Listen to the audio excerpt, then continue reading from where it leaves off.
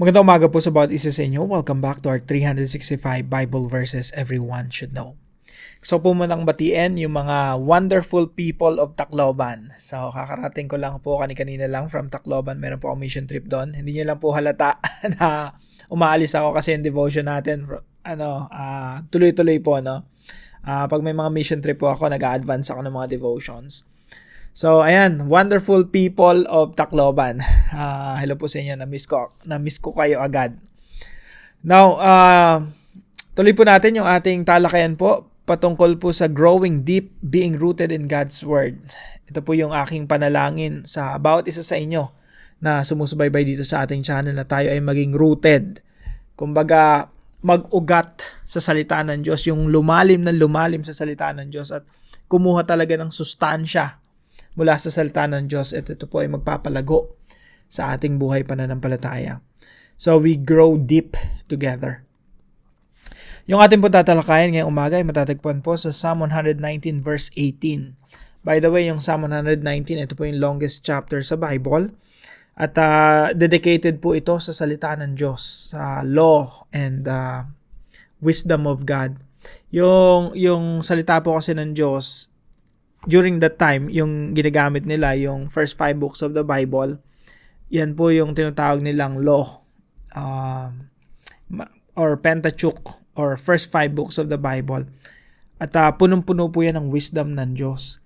Yung Psalm 119, ito po ay dedicated dito sa Bible nila at that time.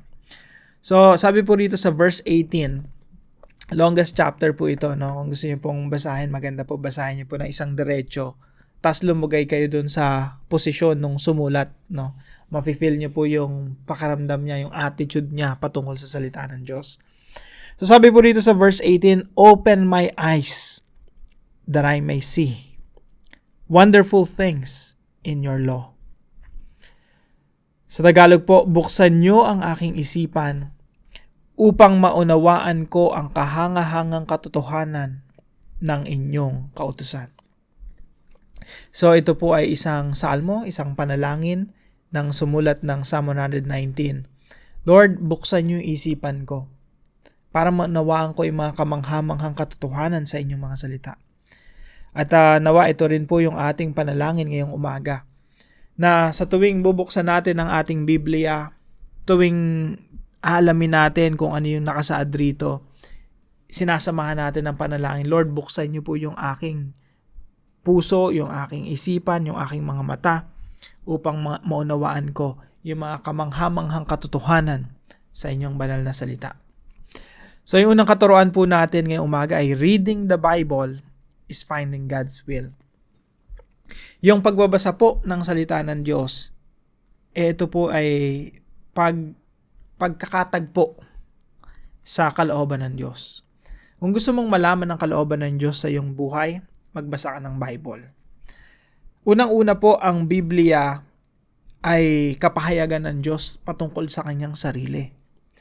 Kung gusto mong malaman yung kalooban ng Diyos sa iyong buhay, kilalanin mo muna kung sino yung Diyos. Kasi alamin mo yung plano ng Diyos sa iyong buhay, alamin mo yung kalooban ng Diyos sa iyong buhay, tapos hindi mo alam kung sino siya, hindi ho mangyayari yun, no? Kilalanin mo muna kung sino yung Diyos. Unawain mo muna kung sino yung Diyos. At yung Biblia po yung kapahayagan kung sino ang Diyos sa ating mga buhay. At doon malalaman natin kung ano yung kalooban ng Diyos sa ating buhay.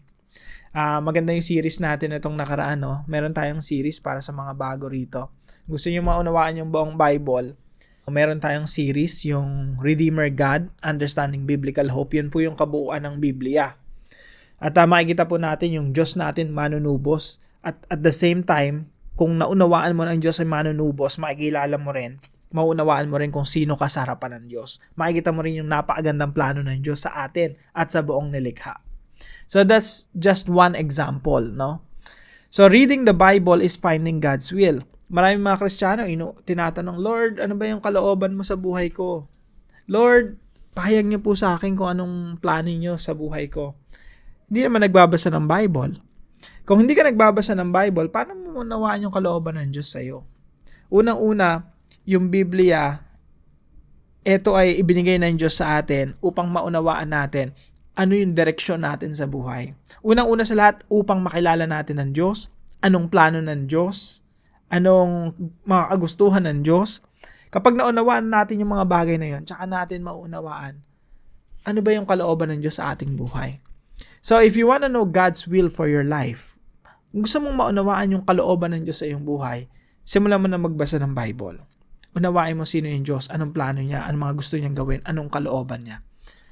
Para maunawaan natin saan tayo dinadala ng Diyos. Reading the Bible is finding God's will. Pangalawa po, reading the Bible is seeing God's revelation. Now, maraming mga Kristiyano o maraming mga tao, gusto nila marinig yung tinig ng Diyos. Lord, mangusap kayo, gusto ko audible, no? Minsan pinapangunahan pa natin si Lord Sasabihin natin sa akin, Lord, gusto ko yung talagang naririnig ng tenga ko. Unfortunately, let me just say this as frank as possible. Kapag hinahanap natin yung audible voice ng Diyos, it's just a sign of immaturity. Kasi parang humingi ka sa isang bagay sa Diyos na sasabihin sa'yo ng Diyos, teka, ba't hinihingi mo yung audible voice, yung mag-hi, hello ako sa'yo? Ito nga, isang buong Bible, binibigay ko na sa'yo. Bakit hindi mo basahin, unawain? No, minsan nagdedemand tayo sa Diyos ng mga ganung bagay, no? Lord, kahit ako naman, dati, hinihingi ko, Lord, kung totoo ka, gusto ko audible voice. No, tayo pa yung nagbibigay ng criteria, no? Malakas bang boses? Mahina ba? Kung nangungusapan Diyos sa atin sa pamamagitan ng kanyang salita, ayan yung standard niya, yung gusto niyang mangyari, bakit pa hiningi natin audible voice? Tsaka problematic kasi yung audible voice Pag nangusap kasi yun sa'yo yung Diyos, tapos sinabi mo sa iba, narinig ko yung tinig ng Diyos, etong sinabi sa akin. Magugulo yung Christianity Kaya nga nagugulo yung Christianity kasi ang daming nagkiklaim, narinig ko tinig ng Diyos. Ito yung sinabi sa akin. Kaya nabubuo yung mga kulto at ibang mga relihiyon Meron silang mga special quote-unquote revelation from God, narinig nila yung tinig ng Diyos. Ito yung pinapasabi. The moment na narinig mo yung tinig ng Diyos, para mong sinabi na kung ano yung sinabi niya sa'yo, nung narinig mo yon, equivalent yun ng Bible. Yun yung kakalabasan nun. Kaya nga, I believe, niloob ng Diyos na hindi siya nangungusap normally sa atin through audible voice. Kasi nga, magugulo yung Christianity. Meron talagang standard yung Bible. And this one, the Bible will make us mature. Hindi na natin hihingin yung Lord audible voice, no? Pag audible voice, magugulo talaga yung mundo.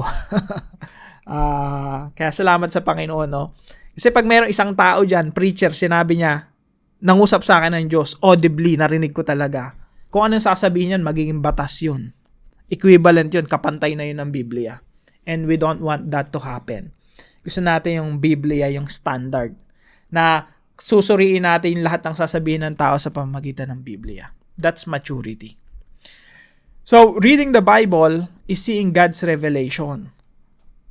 Mauunawaan mo, marirealize mo, ito talaga yung revelation ng Diyos. Hindi yung sinabi ng tao na narinig niya or napanaginipan niya or something like that. Number 3 po, reading the Bible is getting God's wisdom. Sabi po rito sa talata natin, open my eyes that I may see wonderful things in your law. Ulitin ko lang, wonderful things, mga kamangha-mangha na bagay na tatagpuan natin sa salita ng Diyos. Okay?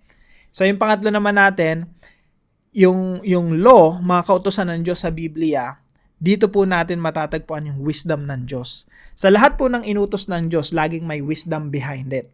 Kaya pag nag-aaral tayo ng Biblia, may nakita tayong principle dyan. Kahit anong makita natin sa Bible, merong wisdom dyan ng Diyos.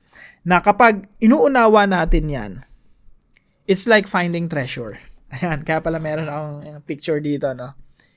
Pag nagbabasa ka ng Bible, it's like finding treasure. Na hinahalukay mo yung salita ng Diyos para makakuha ka ng treasure. And you will treasure God's word in your heart. Kaya sabi rito sa Psalm 119 verse 11, I treasure your word above all else. It keeps me from sinning against you. Ang ganda ng rendering ng CEV I treasure your word. So tayo po, inuunawa po natin yung Biblia, kinukuha natin yung wisdom ng Diyos. Pag wisdom ng Diyos yung kinuha natin, in-apply natin sa buhay natin, basically, ginagawa natin yung kalooban ng Diyos sa ating mga buhay.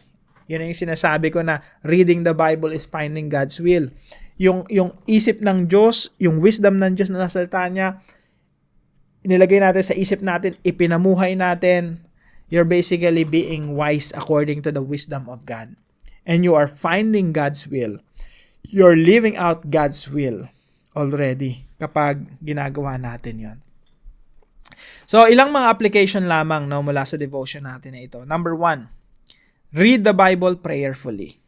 Katulad ng psalmist nung sumulat ng Psalm 119 verse 18. Open my eyes that I may see wonderful things in your law. Let's read the Bible prayerfully. Yung nananalangin tayo habang binabasa, Lord, gusto ko maintindihan itong mga talatang ito. Ang hirap iunawain to, Lord, please, gabayan niyo po ako ng inyong Santong Espiritu. So, nagbabasa tayo ng merong pananalangin sa ating mga puso. Number 2 po, read the Bible with humility. Ayan pag nagbabasa po tayo ng Bible, kung anong makita natin dyan sa Biblia, laging yung isip natin, interpretasyon natin, ipinapasa ilalim natin sa Biblia. Okay? Pag may inutos ang Bible, kahit ayaw natin, kailangan natin magpakumbaba. Pag may sinabi ng Bible na tama, tapos yung buhay natin may mali at tinatama ng Biblia, kailangan natin magpakumbaba. So when we read the Bible, we read it with humility. Pangatlo po, read the Bible expectantly. Ano yung sabihin ng expectantly? Yung pag nagbabasa ka ng Biblia, meron kang ine-expect. Ano yung ine-expect mo? Revelation from God. May inihahayag sa iyo ang Diyos. May itinuturo sa iyo ang Diyos. Open my eyes that I may see wonderful things in your law. Expectantly. Ina-expect agad natin na Lord, may i-reveal ka sa akin. Bubuksan mo yung isipan ko, may makikita ko ritong treasure. Yung pagpapahalaga ko, ite-treasure ko talaga yung mga salita. Na, alam niyo yung pag nagbabasa ka, ine-expect mo, nakakusapin ka ni Lord. No? Not audibly. No, possible naman, nakakusapin ka ni Lord audibly. No? For, I don't know, si Lord nakakaalam nun. Pero, general speaking, I think 99.9% of the time, kakausapin ka ng Diyos sa pamamagitan ng kanyang salita. No? I-remind ka ng Diyos ng kanyang mga salita. And you have to expect that. Pag nagbasa ka ng Bible, expect mo nakakasapin ka ng Panginoon at may ihahayag siya sa iyo. Wonderful things. Things that you will treasure. Pagpapalagan mo. Iingatan mo. So, read the Bible prayerfully.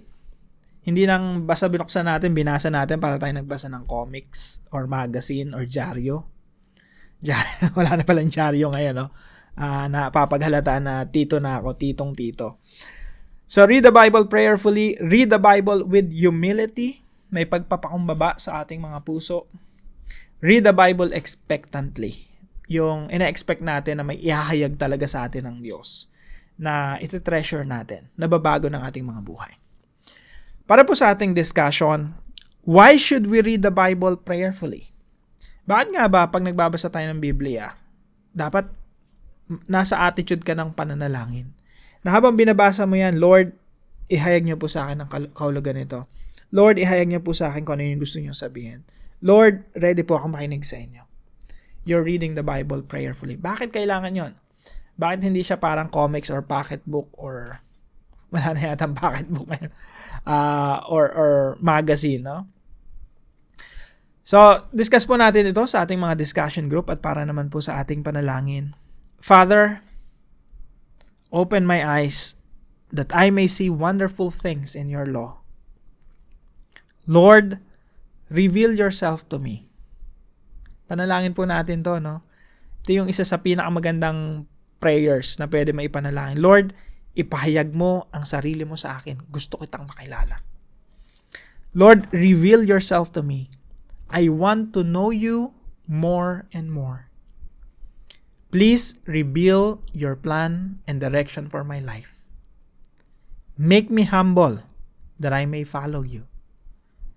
From now on, Lord, I will read your word prayerfully as I expect that you would reveal wonderful things through your word. In Jesus' name. Sama po natin ito sa ating mga panalangin at salamat po sa katuwang natin dito sa ating devotion natin. No? Yung Tres Marias, Triple R, hello sa inyo mga taga Laguna. Pagpalain po kayo ng ating Panginoon. At kung meron po kayong natutunan sa devotion natin na ito, ipalam niyo po sa comment section right below this video. And please share this devotion to your family and friends. Pagpalain kayo ng Panginoon. See you tomorrow, 5 a.m. dito sa ating Daily Devotion.